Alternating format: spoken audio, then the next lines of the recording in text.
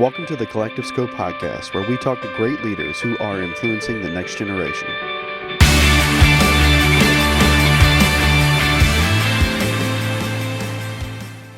Welcome to the Collective Scope podcast. We have Kevin B. Jennings, a brand strategist, business coach, and what I recently find out is a DJ with the Hype Men. Is that in Nashville? You guys in Nashville, Kevin?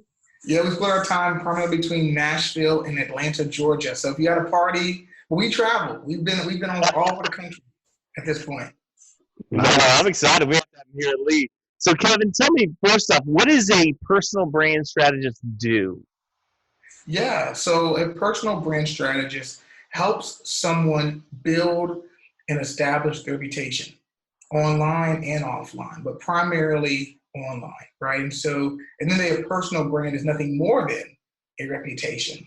And all we're trying to do is say, how do we steward that strategically to accomplish objectives and hopefully amplify a message that helps people? And so that might mean growing a community online. It might mean making sure people know more about the Collective Scope podcast, right? You might have a variety of objectives you're trying to achieve with that, but it's all about how we grow, scale, and manage reputation online. Great. That's good. And I like, having that conversation because certainly as a pastor and, there are a lot of pastors, probably we hope are listening to this podcast, but we hope, right? We hope. We definitely hope they're listening. Is it okay to say that? We hope so, yeah. We hope listen to this podcast, but and I truly believe this, and I've heard you say, as many others, that before someone actually ever visits the church, they actually visit it online first. And so websites are critical. Look, brand, feel is critical. What are some of those key things that people need to be paying attention to when they build a website for people to visit before they ever come to church? Yeah, so hopefully, if we're doing this right, so I'll say that if you're doing this right, we are hoping that someone is encountering honest reviews about the church and what they can expect, hoping that their expectations are being set. We hope that they are easily discovering how to find said church, right? Address, phone number, etc. Maybe they're able to see what the church looks like and see inside that experience to understand what they'll be encountering when they get there. And then I think the last thing would just be, to what extent are they able to access the teachings, the people that make up that community and lead that community of believers. And so I think, we're trying to say, how well can we craft what we want to be seen for the first impression, right? I think that's the thing. We're just owning that we don't control someone's first impression, but we can influence it. And that impression is likely going to be one or two things for a church. I have a friend who goes there, and I have a friend who goes there and I don't like them. So that's one thing you can control, right? You can control that if they have a colleague that they do not like that goes to your church. But the other thing is, what can we do online to influence that first impression of what you want it to look like, feel like, say about you? But hopefully honest reviews. Now, if they're honest reviews they're seeing first, that, honest obviously is a part of it, then whatever is or isn't there is hopefully they're going to encounter as well. We are not trying to misrepresent what's there. Every church is not for everyone.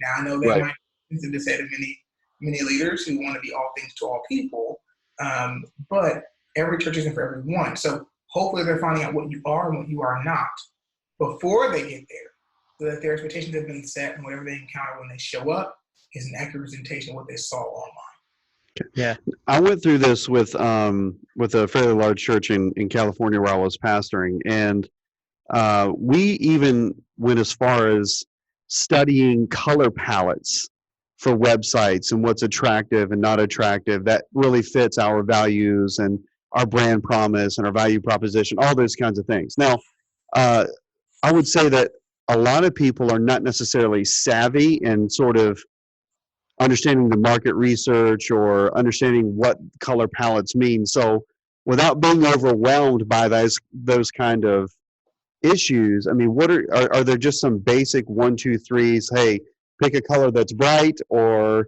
how well does it need to match the DNA of the church or the organization? Those kinds of things. Yeah, that's a great question.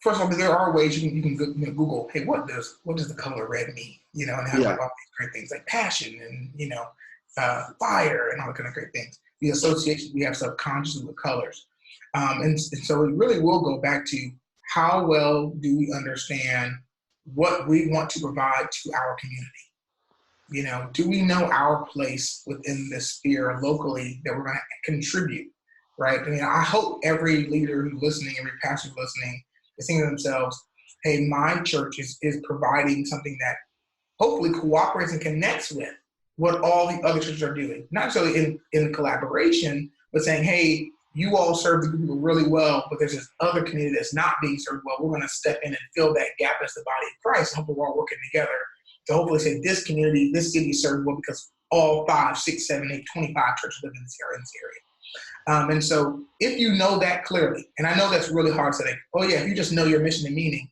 but I would start there and say, hey, who are we serving and what do we add uniquely to this community? Now we can say, how do we represent that to your point, Rob? Like how do we actually go about doing that from that particular spot? Right. And so then we can say, okay, now, hey, we ask what colors represent these, you can Google it, what colors represent these ideas, and kind of starts to become a little more clear there.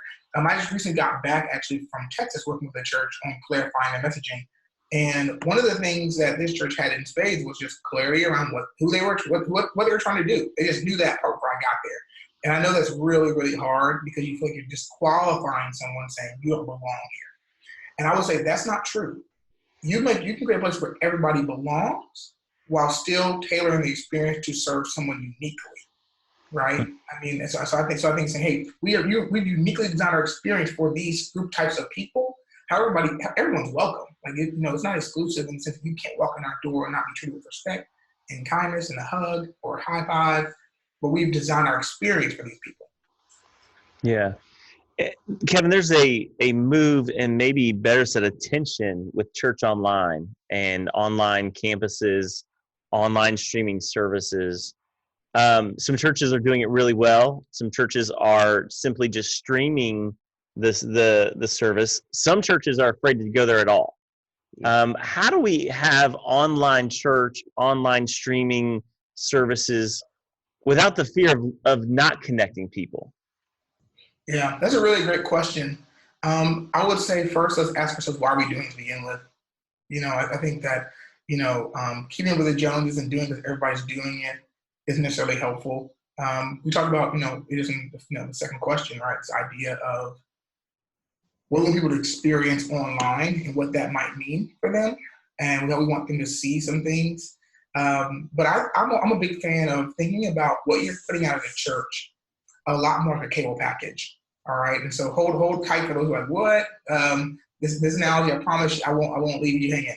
So when you sign up for Comcast or Xfinity, they're going to give you 100 channels, right? And you're going to have ESPN 1, ESPN 2, ESPN 3, ESPNU, ESPN News, right? And you're like, whoa, it's all this for just sports. Well, those who have been following ESPN for a while, sports junkies like myself, right? ESPN 2 is kind of for like the second tier sports, right? The sports that just do not draw the same level of viewership, right? You might be likely to catch a bowling marathon, on ESPN 2, or you might catch, the Little League World Series on ESPN 2. They have a community that loves to watch that stuff. ESPN News is just the headlines, right? No different than the things. But what they're doing is they're defining that, right? Lifetime, television for women, right? These unique clarifying pieces. So what is the unique thing? How does the online channels fit into what you're doing? What is Instagram even doing within the content of what your church is doing, right? Are you just there because everybody's there? Because I'm saying that question because what happens is you do this because you feel you have to, right? And you poorly managed, it gets neglected, and then it's not done well. Now it reflects poorly in the online search, right? A church hasn't posted on Instagram in 7 months. They're like, the church shut down? Well, no, we're still there. We've been here every week. We're just busy. Well, why do we do this? Well, everybody told me to go on Instagram. Well, but then we tell, hey, everybody follows on Instagram. Well, why? Right? If I'm here every week and I'm actually like engaged and I'm reading maybe watching the slides at church or following the announcement, reading the bulletin, whatever you're doing today, if I'm informed, why do I need to go there? Oh, there's a reason. Well, what is the reason? Right? You want to define how it fits within the cable package, right? So, like, what is the unique proposition, right? Those who love USA, the channel, USA specializes in scripted TV shows. You've never seen a reality TV show in USA because they don't do it. They've decided we only want scripted television, right? Bravo, on the other hand, crazy reality shows everywhere. So once you want to decide that. So, for example, what are we going to do with our podcast? Well, our podcast is just going to be the sermon. Okay, hey, our podcast is designed to help those who missed service this week. That is the definition of it.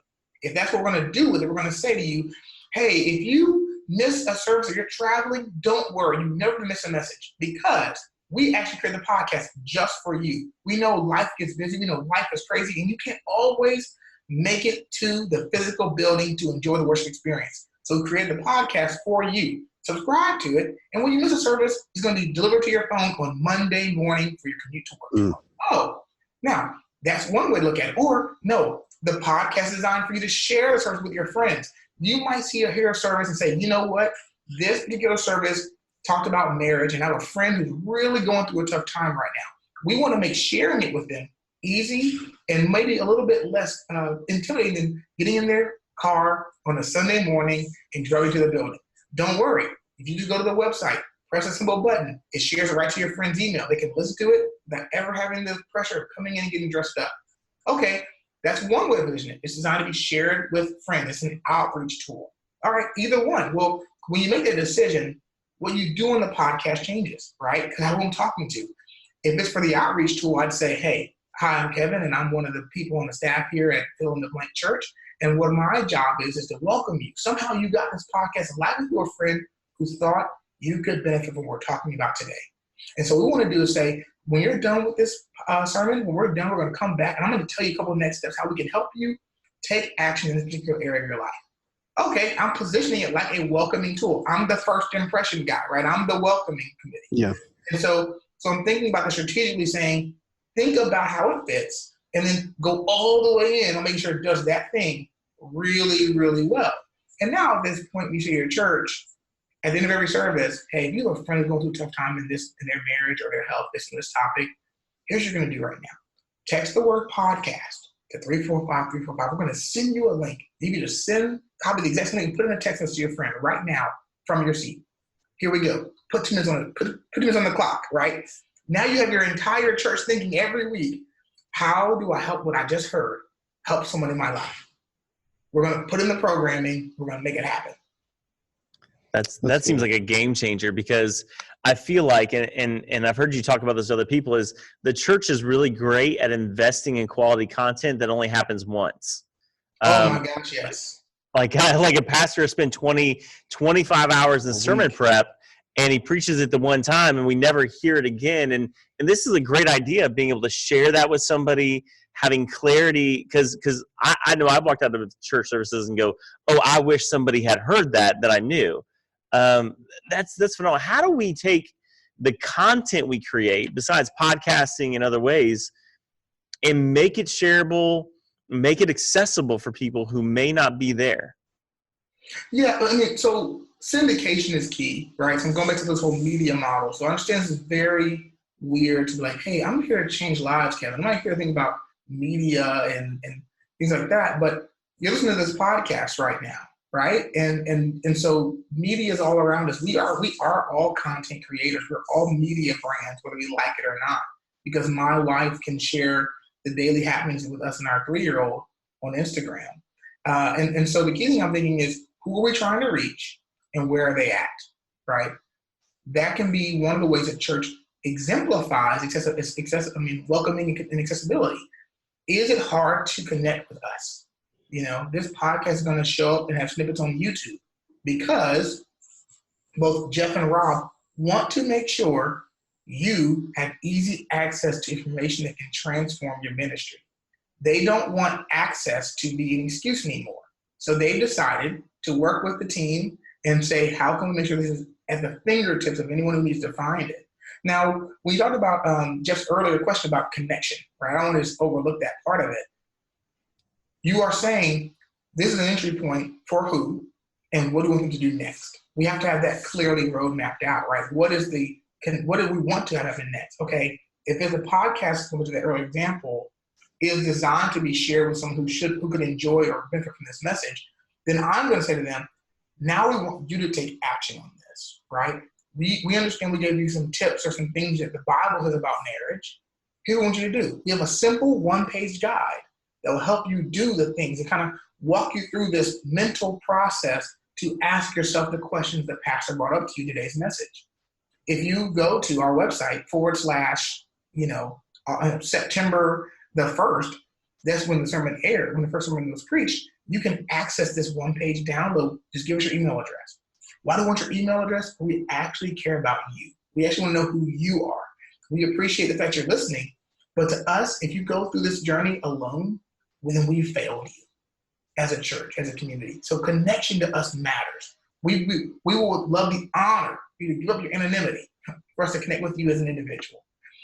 When you say that people, that we don't want your journey alone and you mean it, obviously you would as a church, then at that point you're saying, okay, that's how we're going to start to foster connection. We're going to start with this kind of virtual relationship, build trust, and invite them to actually connect with us as individuals because we want to know them. That's amazing. And again, I want to go back to this statement you made a few minutes ago, because I think, especially in the 90s, early 2000s, there was kind of a worship war that took place between stylistic approaches to worship, right?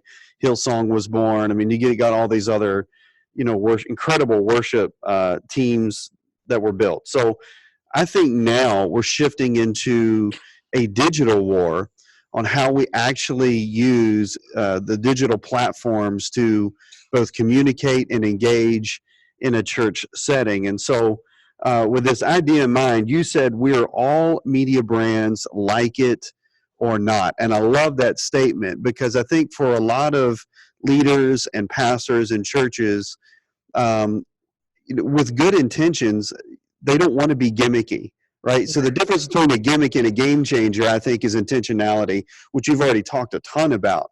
But how do, or why should, or our pastors and leaders, should they be actively building their platforms? Should they have a platform? Yeah, so I would say this. I've said it before, but I think it just hits home. So the platform question, I would actually say it depends. And we'll get there in a second. So I promise I'll answer that. The truth that sits beneath all of this is we as consumers have changed our behavior, right? Mm-hmm. And no one takes their consumer hat off to put on their Christian member of a church hat on Sunday or the weekend, right? Like, that's not what happens. Right. And so we say to ourselves, okay, how do I do research for things I want to buy, things I want to experience, places I want to go? I'm going to Google it. I'm going to ask a friend if they've ever been. That is the fact, right? So, hey, what do you know about said church? I'm thinking about taking my kids. I'd rather not have my children scarred if the pastor started talking about genocide this weekend, Canaanite genocide, from the pulpit this weekend with my 2-year-old there, right? So this is a reality of what's going to happen. So our job in that is to own that online invisibility affects our offline credibility, right? Mm-hmm. So online invisibility affects offline credibility because we are accustomed as a group of people to finding things online and doing research. That is how it goes. Now, you might say, Kevin, that means I have to have a platform, right? I'm saying, well, you having a platform really is only designed to serve one primary goal, and it does have a bunch of like secondary, tertiary benefits, right? It's trust. It's trust, right? I mean, so I saw an alert. So lately I've been loving Jimmy John's, and I'm just like, I'm loving Jimmy John's, and like I've never been a Jimmy John's guy, but I'm eating there almost every week for the past, I would say 4 or 5 months. And an article comes out this week, right before we recorded this, not too far, and where they highlighted that the CEO of Jimmy John's been using his money to go elephant hunting and killing like endangered species overseas in Africa. And they have like all pictures of him like next to like a mutilated elephant. Like, it's crazy pictures. Well, you say to yourself, Kevin, that's nothing to do with my sandwich and my service at Jimmy John's. The people are nice, the prices are reasonable, the sandwich tastes good. Who cares, right? But that's not how people operate. We're evaluating the leader's character and saying, do I want to support an organization that's led by this individual, right? And I'm separating all of the recent controversies, in a variety of ways. It's just an example. And saying, I am building trust. If I am not a believer or had tough experiences with churches in the past or with faith or religion or whatever else, my ability to have some faith and trust in the person who's speaking and leading us can help me feel more comfortable going into the church and trying it again, right? Most of us have a person who helped us come to faith, a person who loved us, treated us well. We saw the way they lived their lives and said, I want what you have.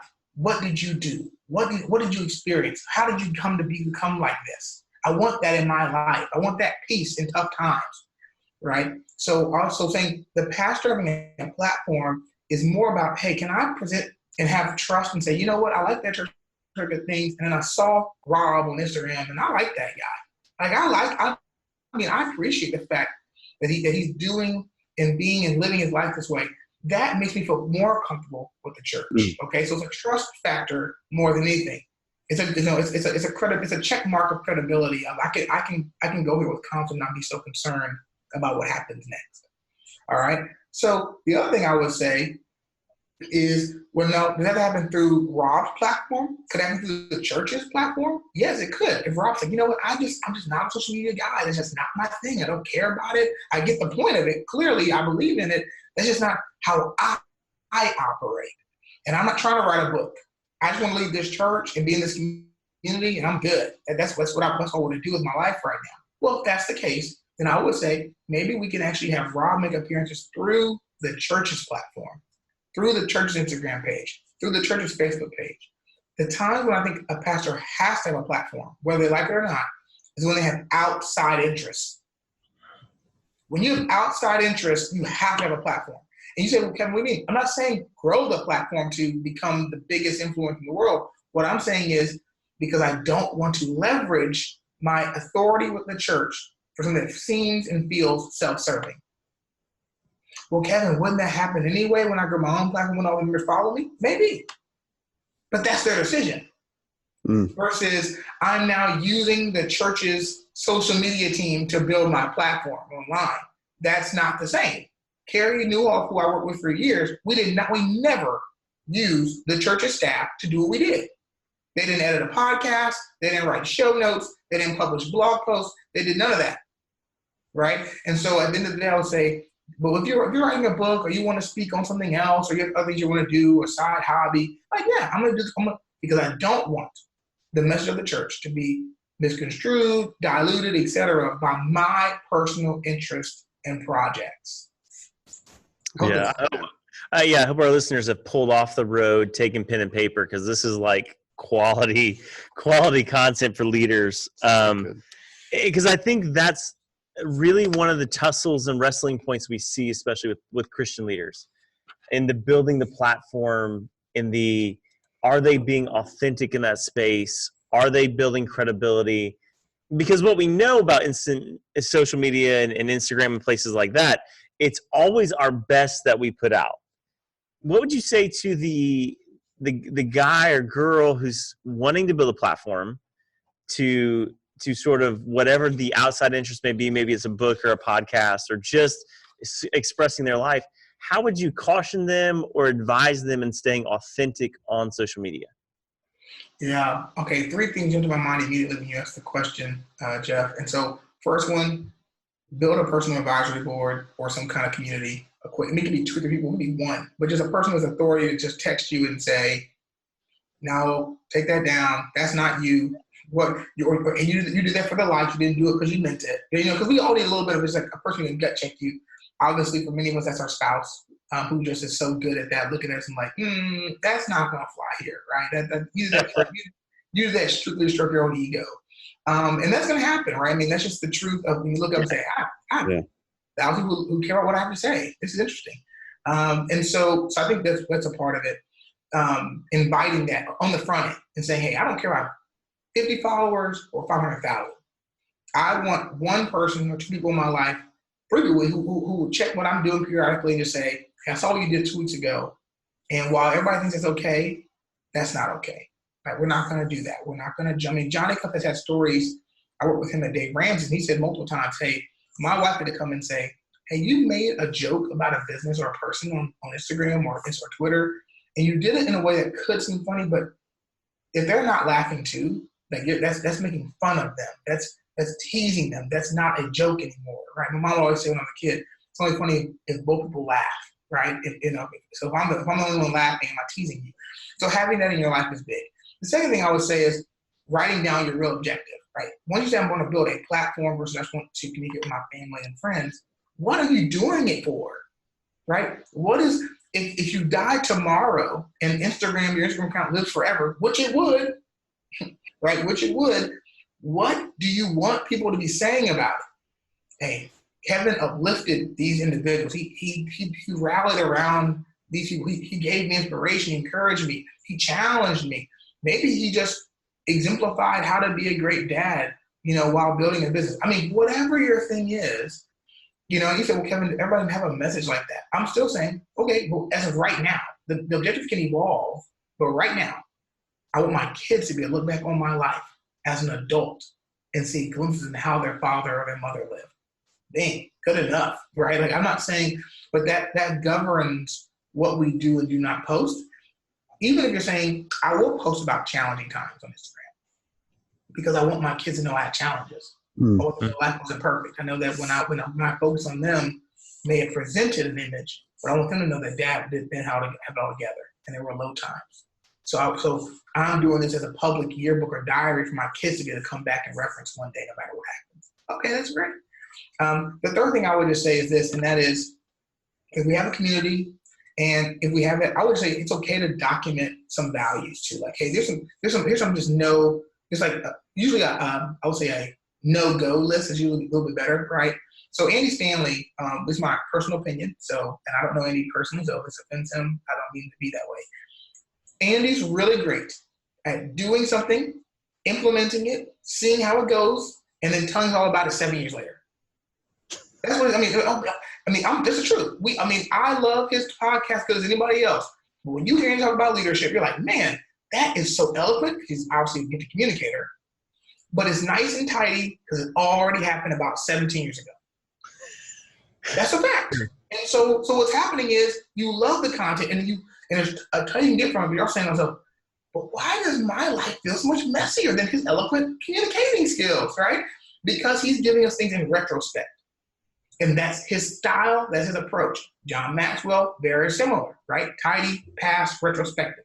Yeah. His personal approach, his decision, not mine. A little bit more real time, right? What are we going to do about fill in the blank happened last week, right? Like, hey guys, the government just approved same-sex marriage. Here's my advice on what I've experienced in Canada. Happened yesterday, right? Happened last night. Like, this is not a 17 years ago kind of moment. And I'm saying that also means his stuff is not as tidy. Sometimes it's a little bit more questions than answers, right? And I'm saying that's why they're both valuable. One guy's giving you experience in nice, tidy, organized frameworks. Another one's thinking about the mess of today. And they both add value. So just deciding, hey, am I going to share things in real time? No, I got to protect my team. I'm going to say no to that. Okay, that's okay, right? You're making a decision that you're not going to share any real-time stories because of what you want to protect people you work with. That's totally fine. Versus, no, I share real-time drama because I want people to know that I'm in it with them. There's my particular approach. I don't talk with my kids. That's not my kids. It's not my kids' platform. They decide this stuff. No, I do share family, right? These are all decisions you get to make in advance that can say guardrails. Because people go, well, why aren't you showing your kids you're being authentic? No. My kids have their own digital footprint to protect, and I'm not going to be one who decides for them what you can find on them when you Google. That's not, if they don't get to decide that, I think it's not fair. That's a decision you can make, you and your spouse, right? So some guardrails, I think, about what you won't do, what you will do, will help you out a lot as you go through the process. That's good. Yeah. We're on a college campus, obviously, and so we deal a lot with millennials and Gen Z primarily. I think is really starting to be the dominant generation that's kind of entering our campus. But are you seeing any kind of trends? Now, you're talking about Stanley and Maxwell being retrospective, or is it more current issue based? And so as we kind of in our efforts here really to engage and connect with students. Are you seeing a trend one way or the other for like Gen Zs or millennials? Are they more responsive to retrospective content, or are they more responsive to immediate content? I mean, how do we cut through some of that noise so that we can be a valid voice in their world? Ironically, I think you can choose. So one motivational speaker that's dealing with a lot of Gen Z and millennial stuff is two people, which is not in the church world. So be fair, right? You have Eric Thomas, right? This hip hop preacher. He spoke at my church when I was like a teenager, so he's been doing it for a long time. Listen, I love Eric Thomas. I get hyped up on his videos. So do I, right? Go, run through a wall, right? But for him, he talks about what happened when he was 16, him being wayward, him being out there, his own stories. It's still retrospect, right? He's presenting it in a style that's authentic as he can be. And I think authenticity with this generation matters most. So I'd put that out there. I think, and research actually, she's coming out saying this, by the way. So you can Google it. There are studies around Gen Z and millennials and how much authenticity is becoming a big part of what's happening. I think some of it is because of social media too. I think the social media is leaving this feeling of inauthenticity. So I think there's a hunger for it more. But then you have people like Gary Vee, who, there are Gen Zs who love him, those who love him. He cusses, obviously, so I wouldn't recommend to this community. If you want to Google it, he has a cuss-free YouTube channel. So if you want to find that one, you can go get Gary Vee content. It's all clean. But what I'm saying is, he's doing a lot of real-time stuff. Like, it's him like his message is evolving in real time. You can feel it, you can see it, and he has no problem telling you it's changing. I think it still goes back to, how do I communicate best? What are my guardrails? But at least I'll be authentic. They're both authentic. And I think they're in it for the right reasons. He said, well, Kevin, how can you say that? Well, first of all, Gary has a multi-million-dollar social media agency. He doesn't need to do YouTube videos anymore to make money. Like, that's not what's paying his bills. Eric Thomas, is making over $100,000 for a speaking engagement. He doesn't need YouTube at this point to pay his bills. Like, they're not there to be YouTubers. They're there because they actually think that it gives them helping people who can't afford what they're doing. And so I think that's a part of it.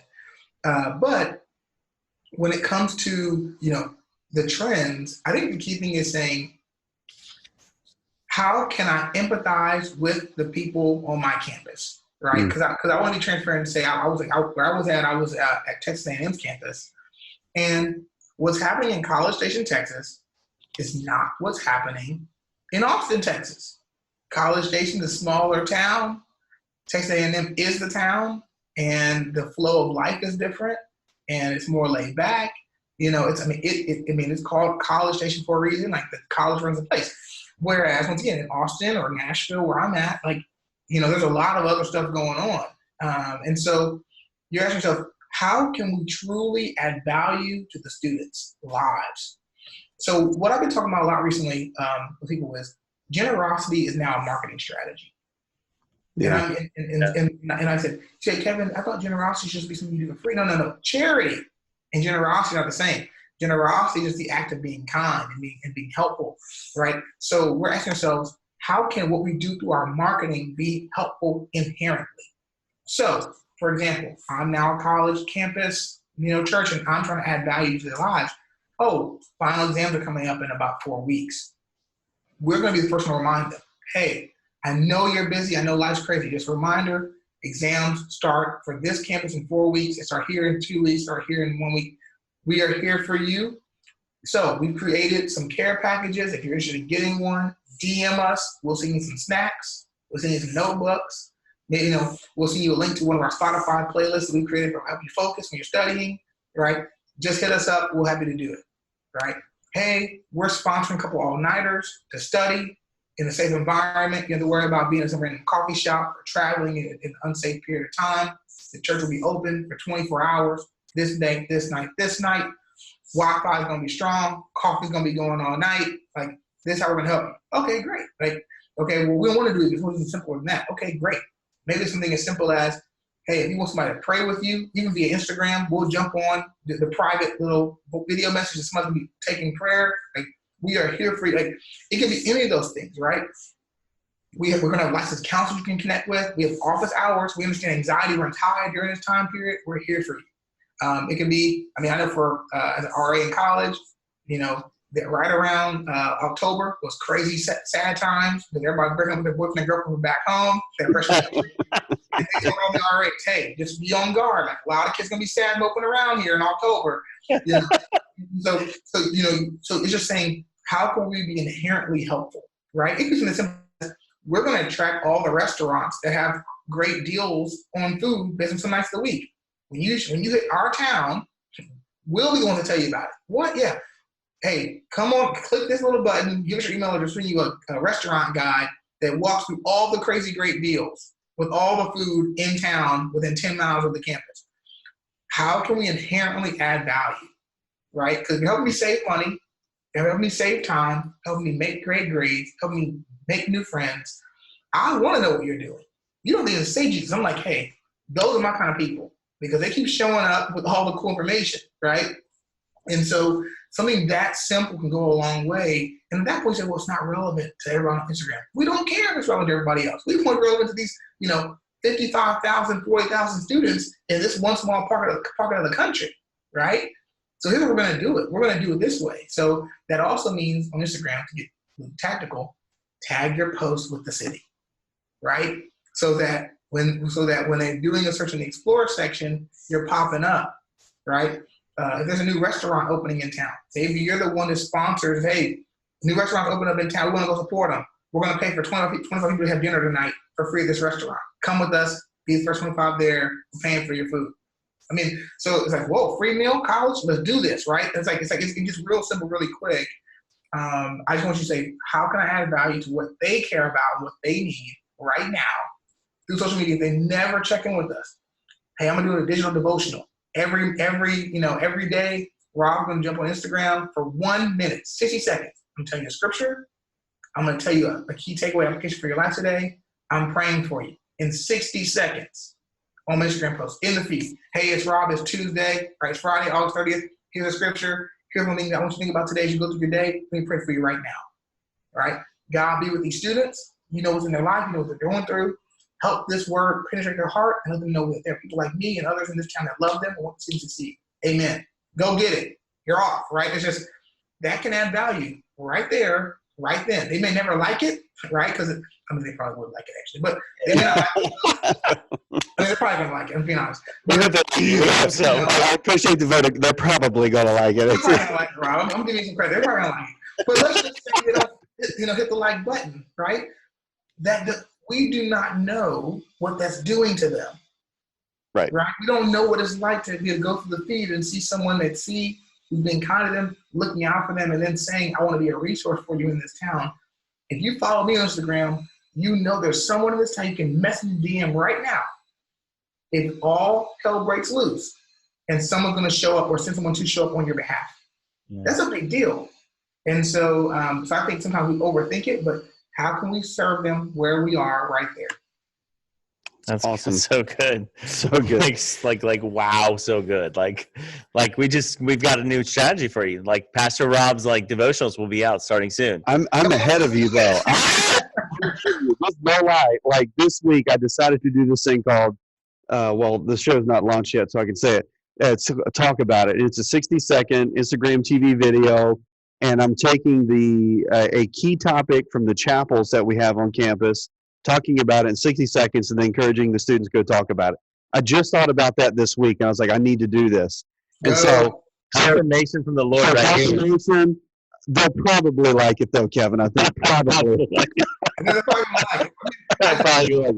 We want to be fair to you and say, because it's already shown, right? There's this thing called the nudge effect. So when we send an email out, I'm like, well, no one opened my emails. Well, when they see your name in their inbox, it's actually subconsciously reminding them you exist, right? We've all had that happen. Like you see the email from Old Navy, or Gap, like something's on sale. You're like, I don't need anything. And then the week you need to buy something for an occasion, it comes through and you're like, yes, now I'm going to buy it right now. Like, I got my coupon. Yeah, exactly. I'm going to do it right now. I got the coupon, I got the code, right? Like that's actually a powerful thing. So sometimes being seen and showing up regularly, which I know feels so silly, but showing up all the time in someone's world, even when they don't engage us, reminds them that they have access to us, right? And so that's what the nudge effect is all about. the subconscious showing up and how that works. And so sometimes being consistent in someone's life in their Instagram feed or in their email inbox has value even when they don't engage with the content. That's So awesome. how do we, in this nudge effect, because we want to show up, Kevin, but we know the algorithm is always changing. How do we sort of, I want to say fight the algorithm or find our way into the algorithm, but how do we actually get to show up? Because we can post content and it disappears if Instagram or Facebook decides not to show it. Man, I love that. So this is where it's kind of this it's going to go against what I said a moment ago, but it all works together. Trust me. So when we say meet people where they are, right, we're saying go where your people are. So if your community, college students, are on Instagram and Snapchat, then, don't worry about Twitter, right? If that's not their platform, don't go. Like, you don't care about Twitter, you care about them, right? Like, Twitter can come and go. We don't care. We're going to go where people are. And they know that's where their value is. That's why they're fighting so hard to keep people on the platform. But it's also Mark Zuckerberg's house. So, when you look at your parents, what do they say? My house, my rules. Right? So Mark's house, Mark's rules. I will play by Mark's rules because it's Mark's house. So when I go to hang out with Mark and meet you at his house, I'm going to say, well, Mark, what do you want? So right now, Mark is asking everybody, hey guys, I'm a publicly traded company. I need video. Video has been proven for our shareholders to keep more attention, which keeps people on our platform, helps us sell more ads. Second thing, Facebook groups are getting more engagement than Facebook pages. And so if you want to create a Facebook group or give us video, we will love on you because that's what we want. It's like a potluck, right? Mark's like, hey, you bring video. You bring in video? Good. Well, come on. You bring Facebook groups? Bring them. Bring your community. Oh, I don't really need your photos. No thanks. No, okay. We have enough photos in here. Right? I don't need more text posts. I'm okay with that, right? So your job is say, give them the content they're asking because that's content they're going to reward. When Mark first launched the live feature, right, everybody got something just went live. You got these notifications on your phone, right? Because that was the feature they were testing. And so they were rewarding those who gave them live video. Right now, if you give us video pre-recorded or live, mainly pre-recorded, and you give us in Facebook groups, we will love you more. Give them what they want. Now, if your community's there, you play the game and say, I'm going to give my community on Facebook video. Oh, they're not on video. Instagram saying, we want Facebook. Instagram saying, give us video, right? Give us stories, give us live video, give us DM engagement, right? But mainly IGTV stuff. So play the game, right? So when Rob said 60-second videos, Rob, I want to amend what I said. Let's give you 90-second videos, not 60 seconds. Why? 60 seconds, it only shows up in the feed. You can only do IGTV if it's more than 60 seconds. But IGTV is what they want to succeed more because long-form video gives them more time to sell ads. So you want to actually do your devotional in 90 seconds, not 60 seconds, right? Which feels counterintuitive until you want to play Instagram's game to keep the organic views up. So you're playing Instagram's game by adding value to your community. So what do they want? What does the platform want? How can I combine them to create one strategy? And that's what you're going to do. All right. So I think that's how I would structure it. So right now, what does Twitter want? Twitter wants events. They recognize that people use Twitter more during the Grammys, the Oscars, a football game, because it becomes a way to connect with others who are watching the show with you. Right. So for you, you're like, hey, what does my community care about? Well, hey, what if we did more Twitter parties around cool events? I'm making this up clearly. That may not be what works for your community. What I'm saying is that might be a way you get a gathering around what you're doing. Twitter actually is obviously letting you do live video there too. They've paid the NFL to actually put certain days for free on Twitter because they recognize, once again, that's when people start tweeting and jumping in, engage with us, a live event. So I think you want to find out, what is that platform trying to do? What's their newest feature? And I'm going to go all in on the new feature. If the feature's gone in 60 days, I don't care. My job is to leverage the platform the way they want to be leveraged so I can get rewarded by all the organic reach I want during that time period. If the feature goes away, okay. I'm only here for people. I'm not here for them. I'm not here to get Twitter points. I'm here to get connection. Now, what it also means is this. Do not let your community stay there. We talked about this earlier, right? If all I do on my podcast is say, glad you enjoyed this week's sermon, see you next week, subscribe on iTunes, I'll be very direct. That's awful. Like, it's awful. Because if iTunes goes away and they're not the cool person podcast place anymore, and you have all the subscribers on iTunes, and Spotify becomes the next big thing for podcast listenership, which already is clearly going in that direction, you're stuck. You're stuck, right? Because all your subscribers live there, which is why on every podcast, someone's going to hear me say, text this, right? Right now, I use my phone number. Everybody, you can text me right now on my phone, 615-455-3399, right? 615-455-3399. If you have any questions about marketing for your ministry or your organization, just text me. I'll happy to talk to you, right? Because I want to get people off of this podcast to connect with Kevin. I've been invited as a guest with Jeff and Rob. My job is to provide value and serve them well, make sure they look like they're smart for at least having me on here, right? And then say, okay, if you like me enough, you think I'm cool to hang out with, here's a way you can connect with me too. You don't want to? No pressure, of course. Glad we got to hang out here at Jeff and Rob's house. Hopefully they'll bring me back another time. But I'm at a party here in my house in a couple of weeks. If you want to be invited, you can give me your phone number, text me back, and I'll invite you personally to that party along with Jeff and Rob. They might be there. Come invite them too to the party, right? So it's just, that's how it goes. Do not fall in love with the platform. Use the platform to meet people, invite them back to your email list, your text list, so the platform dies, your community does not die. That's so amazing. I think so if we go back to the church, which is again sort of our heart and our conversation, there's no doubt that the church has typically ran 15, 20, maybe even 30 years behind at some points, right? So how do we, or can we, is it even possible for churches to catch up at this point? And how do they jump in when they're already so far behind? Yeah, the church is about 14, 15 years right now, I think, my personal opinion. Because I'm thinking about things I was doing as a marketer full-time for a company in 2009, and things that are just now starting to do in 2020, pretty much, right? And we're knocking at it. And I'm like, ooh, this is tough. I think to myself and say, you have to decide you want to get back in the game. So just you decide, hey, I want to meet people where they are in the way they understand today, right? So to prioritize that. Second thing, I get asked a question after I do a podcast like this one, Kevin, you got any good churches that are doing examples? I'm like, are you kidding me? Like, no, I don't have any good churches. I'm just being honest. Like, churches they're not going to be good examples for you, right? Because they're all thinking about the same thing you just said. Well, if we're all 15 years behind, any churches are doing a good job? I'm like, no, they're all doing what each other are doing. That's why they're all still there. Like, the standard. Like, I'm sorry, I have good. I've searched, y'all. I promise, I'm searching. They don't exist. I promise I'm asking. I cannot find one church that's marketing using today's strategies in every aspect. I don't have one. They might be killing it with streaming services. They might be killing it with social media. Right? They might be killing. They have one little thing. They got one person in the building who's killing it, and the pastor thumbs up on them and lets them do their thing, right? So what I'm saying is, stop looking in the church to understand it. Like, it's not going to work, right?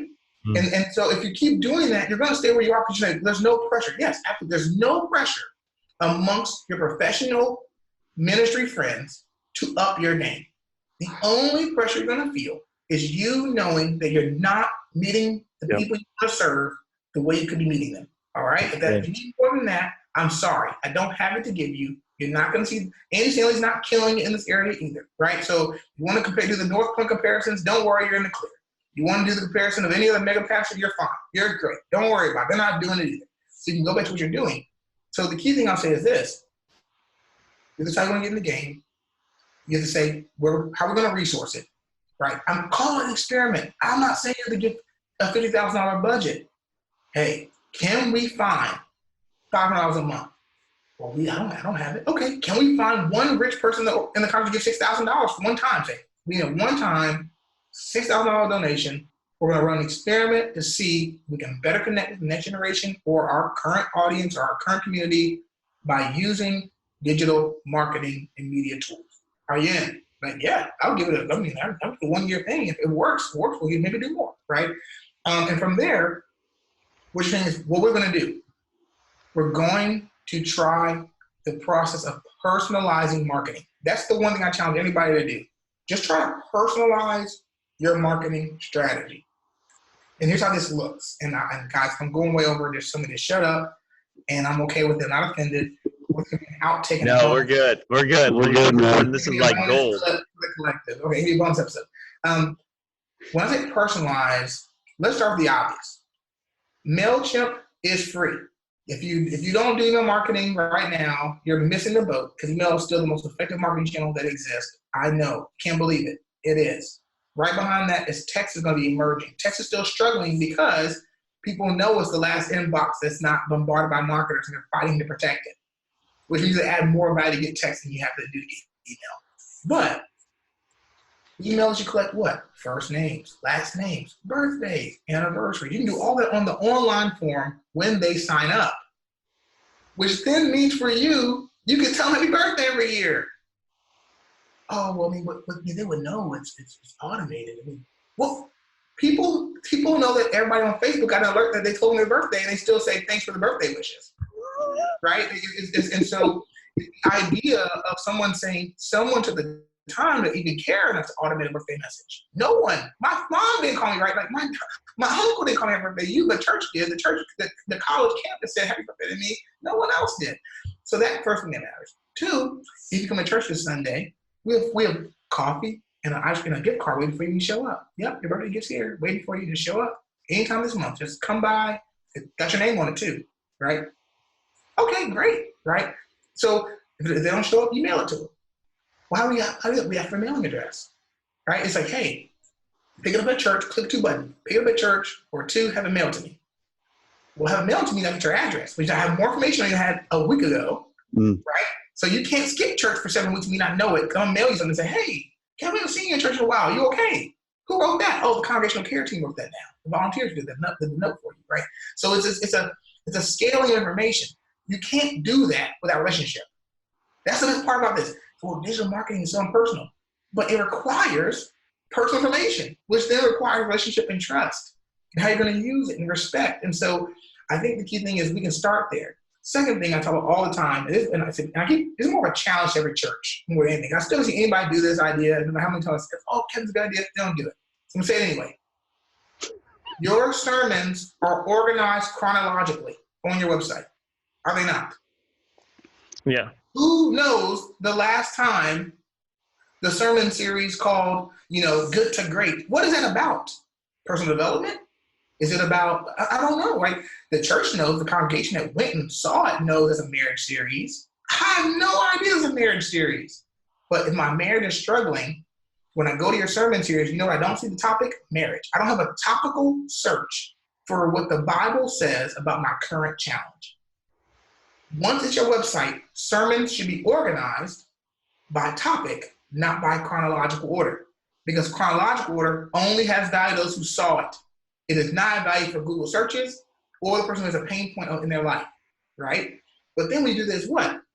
Hey, Kevin, would you like to learn more about marriage or get a free this or free that about marriage? Put your email in, right? So now you know that I probably gave email on a marriage series. I didn't give any other series. Why is the first email I'm going to get something about coming to some launch event, some cool thing, a Christmas program? Not, Kevin, based on your engagement with us, we know you're interested in things about marriage. Here's another video you might not have seen about marriage, right? MailChimp, you can create unlimited sign-up forms on MailChimp, which means you could even say low-fi, low-tech, nobody who knows how to program anything. I'm going to create a sign-up form, for a unique one, for every week of the marriage series. So I'll know where they came from. I know they came from week 1 versus week 2 versus week 3 versus week 4. And now I can say, Kevin, thank you so much for checking out week 2 of our series called Good to Great. It's all designed to help your marriage do the blank. If you like more information on marriage, here's 3 other videos that might help you, right? You're personalizing the experience as fast as you can. And here's why that matters, and I'll shut up. These same people check Google every day. I did some research on this. I found out that someone searches to Google, what is the meaning of life? 6 people are searching every second. What is the meaning of life on Google? 6 people every second on Google asking what is the meaning of life.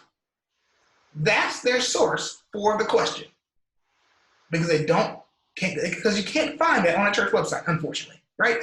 When you search it, guess what comes up? A bunch of random bloggers who are willing to answer a question the church would want to answer.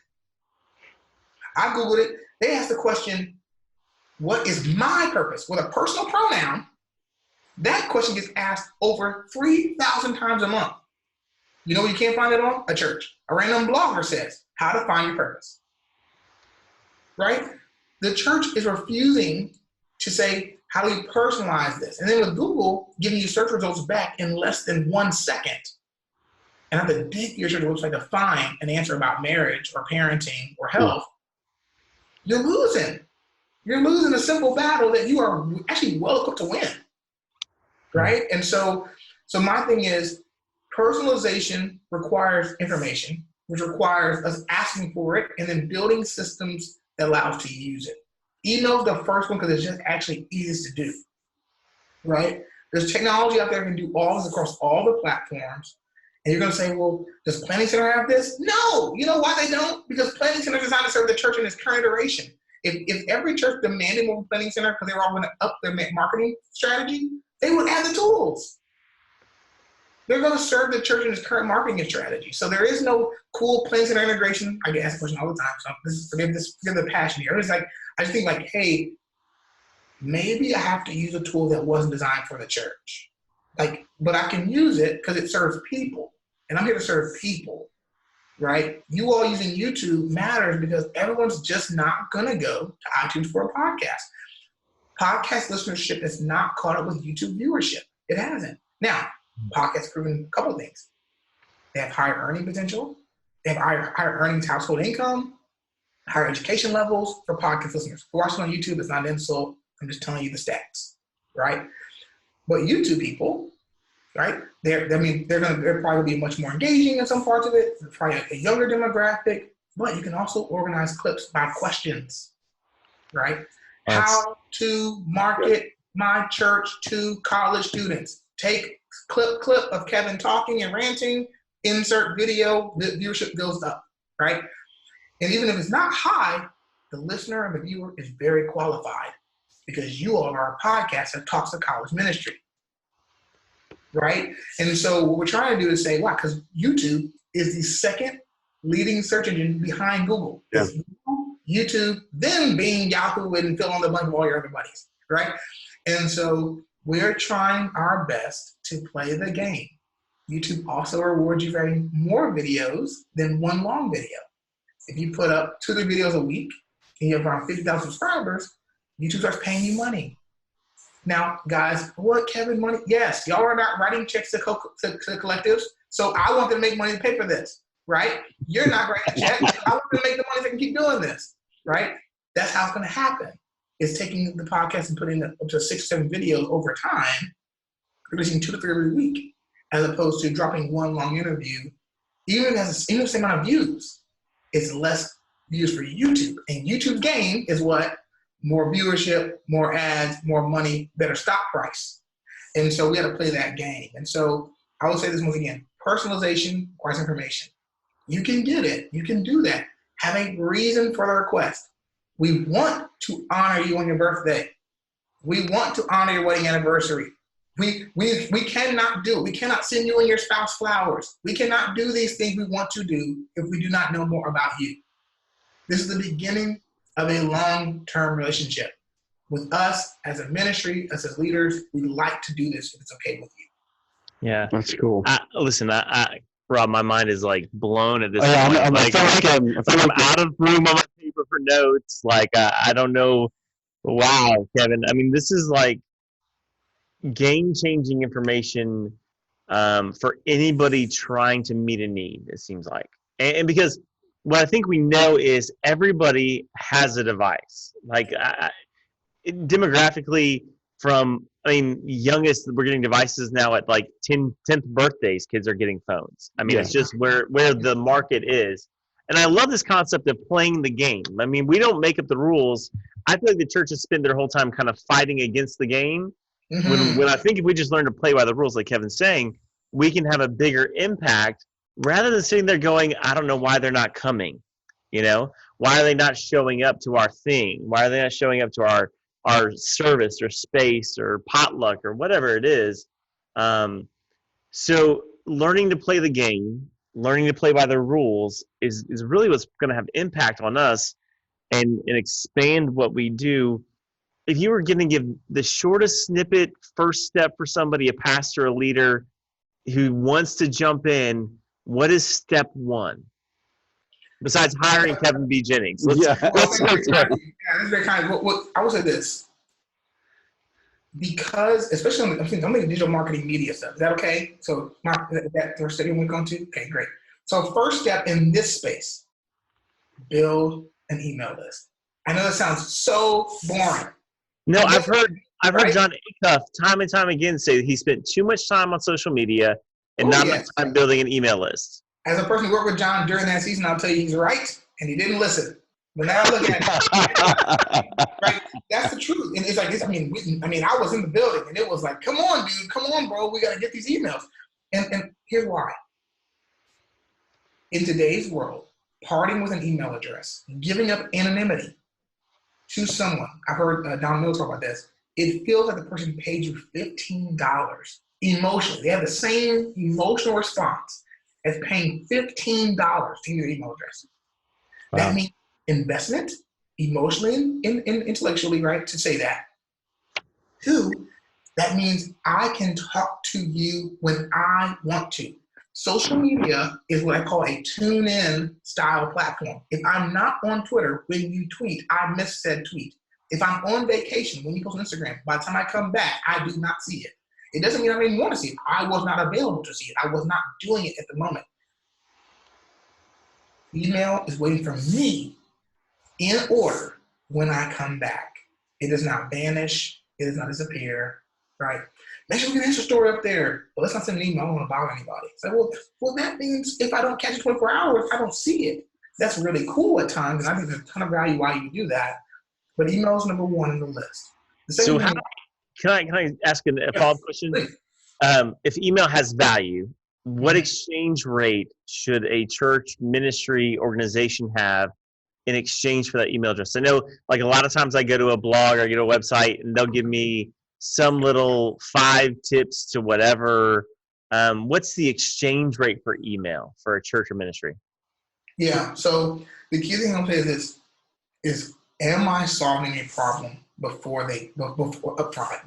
What problem can I solve for them immediately? So, for example, going back, Rob produced a series about friendships and how to surround yourself with a strong community. He pulls on stories from the Bible about how Jesus surrounded himself with incredible people. People weren't perfect, but they wanted to do better in their lives, right? I mean, I'm making all this up. Clearly, please do not judge Rob's preaching based on my terrible analogies. What I am saying is, then you see there, and on his page, when he posts the sermon on YouTube, etc., he says, I actually wrote down a guide. It's 7 questions to ask yourself about or 5 ways to know if a person's a true friend, right? I take biblically based principles about friendship and connection, and I tell you that I present these 5 principles. Then I give you a little worksheet to put down everybody's names for your friends. And you're going to check the box if they fit all 5, right? I'm going to evaluate the friends in your life to help you recognize in advance who's for you and who's just there. Right. Now, that may have no value to a 75-year-old. But his community, they might be, yes, that's all I want to know is who's really here. I'm making this up.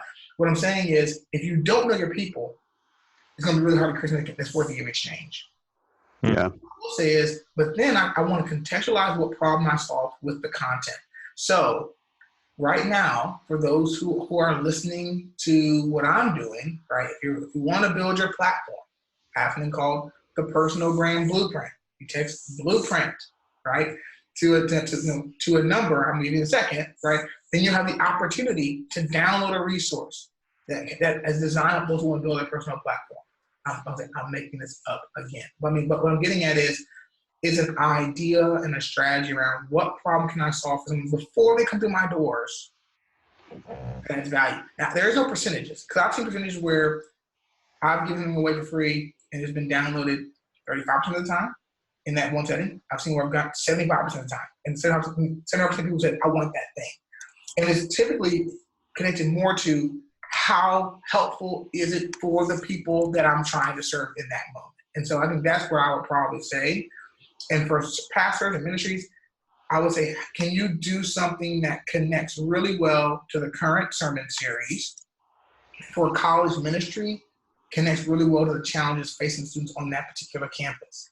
It might be five non-traditional ways to finance your education.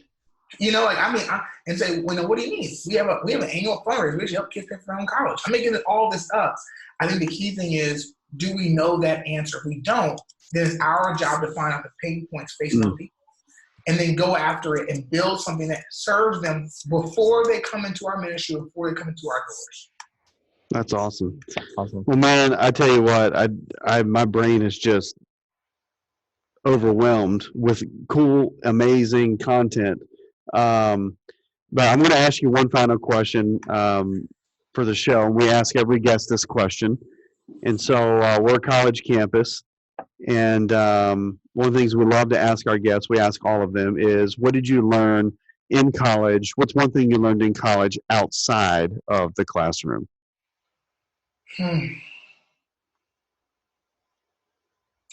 This is tough because I feel like what I learned outside the classroom in real time at the moment had a lot more to do with women. So we won't go there. But what I will say,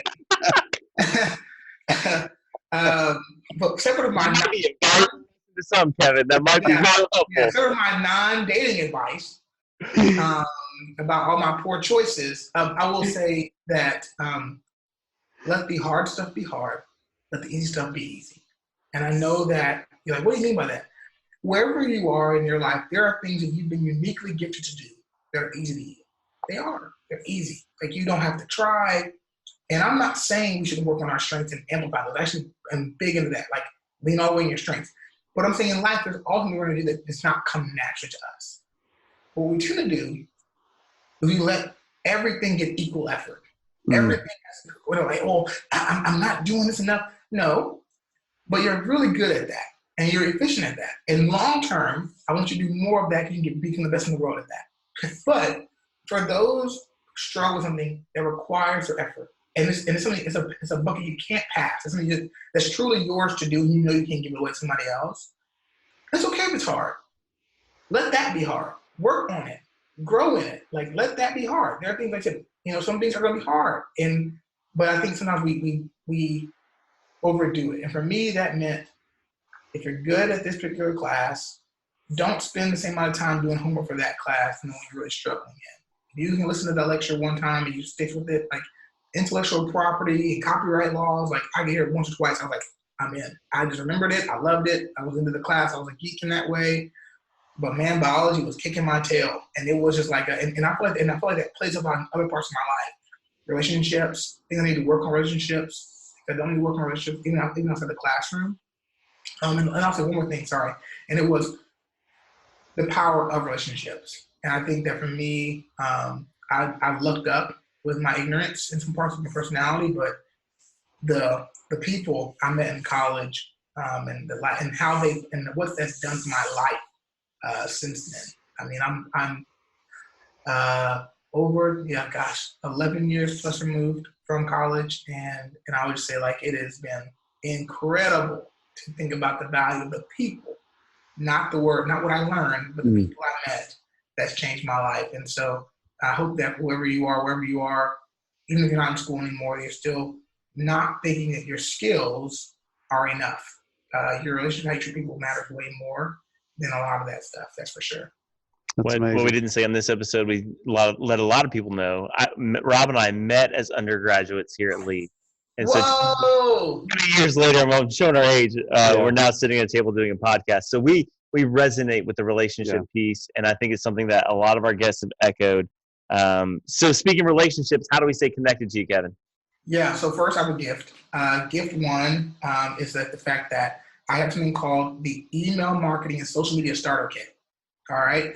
And if you text the word starter, so that's STARTER, so starter, to 345, I will send you the social media and email marketing starter kit. All right. So what's that going to include is it includes a 30-minute plus audio of me walking you through a social media and email marketing strategy that works for you no matter where you are. It includes a social media calendar, so you kind of start building your content out, a blog content calendar to map that out. And so has a lot of things you can just help you get the ball going in these areas without using advanced strategies, just like basic understanding of these different platforms. And I'll give you for free. All right. I will ask for your email address because I want to connect with you. I got to practice what I preach, right? But then you also can text me directly on my phone, and that's just 615-455-3399. And that could be about anything. I mean, you're like, hey, thanks for the podcast. I don't agree with anything you said. Let's talk about it. Well, I'm not going to talk about it. As Rob's talking about it on his new show coming up, we're going to talk about it privately. We'll talk about it. But yeah, so you can just text me or call me. I'm happy to have a conversation with you about it. And just kind of talk through whatever you're working through together. And that's it. So it's an honor, truly, guys. I know that what you're doing is trying to help people, and you all are busy and you have your own lives to lead. And the fact you even share your access to your community with me, I don't take it lightly, and I hope I added value today. I mean, Kevin, we owe you so much. I mean, the information you gave us today is of immense value. And we're gonna probably spend, I don't know, the next day or two plotting over all this information and how it benefits what we're trying to do. And I hope our listeners do the same. Yeah. A lot of podcasts, you do it 2 times because you're trying to get through the information. Slow this one down to time and a half and listen to all the information. There's lots of nuggets here. If you'll take what Kevin says and apply them to your platform, your ministry base, and to help you impact people. And we are immensely thankful for what you gave our audience today, Kevin. Yeah, absolutely, man. And we wanted you to know you're absolutely welcome on this show anytime. And as we always say, you always have a seat at the table here at the Collective Scope podcast, man. So God bless you and thank you for what you're doing. Everybody stay connected to Kevin. Hey, thanks for listening to this episode of the Collective Scope podcast. Would you do us a favor and subscribe, rate, and review, and share this on social media so this content can reach other great leaders?